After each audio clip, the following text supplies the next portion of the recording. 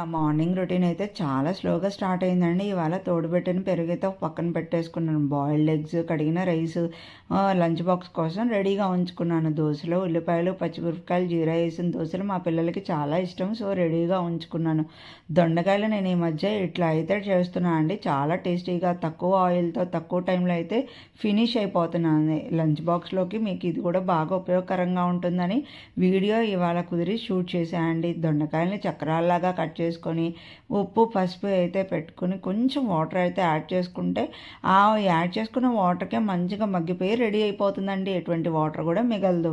మనం కదా కడాయి పెట్టుకొని ఆయిల్ యాడ్ చేసుకొని తాలింపు గింజలు, గుప్పెడు కరివేపాకు, ఉల్లిపాయలు పెట్టుకుని ప్రెషర్ పోయిన తర్వాత ఈ దొండకాయలు దాంట్లో పెట్టుకొని మనం మంచిగా వేపుకొని లాస్ట్లో కొబ్బరి కారం చల్లేసుకోవటమే అండి. చాలా సింపుల్గా అయితే మన కర్రీ రెడీ అయిపోతుంది. నచ్చితే మీరు ఒకసారి ట్రై చేసి చూడండి. నీ పేరెంట్కైనా మనకి పిల్లలకి మంచి కెరీర్ ఇవ్వాలని అయితే అనుకుంటాము. నేను కూడా అలానే అనుకుంటాను.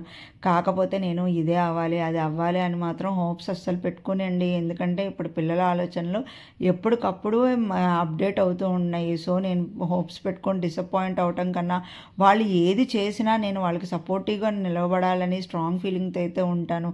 ఎప్పటికప్పుడు నా పేరెంటింగ్ స్టైల్లో నేను కరెక్షన్స్ చేసుకోవడానికే ఇష్టపడతా ఉంటాను. ఎందుకంటే నేను ఒక పర్ఫెక్ట్ పేరెంట్ కాదని నా స్ట్రాంగ్ ఫీలింగ్.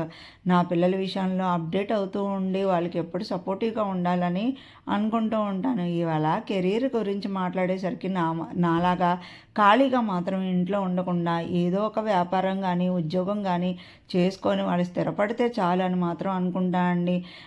అట్లానే నేను కూల్గా రోజు ఏం వదిలేయండి. ఎప్పటి వరకు అప్పుడు చేయించుకుంటూ నా ప్రయత్నం అహర్నిశలు చేస్తూ ఉంటా అండి. బ్రేక్ఫాస్ట్ లంచ్ బాక్స్ అయితే రెడీ చేశాను. Like share subscribe.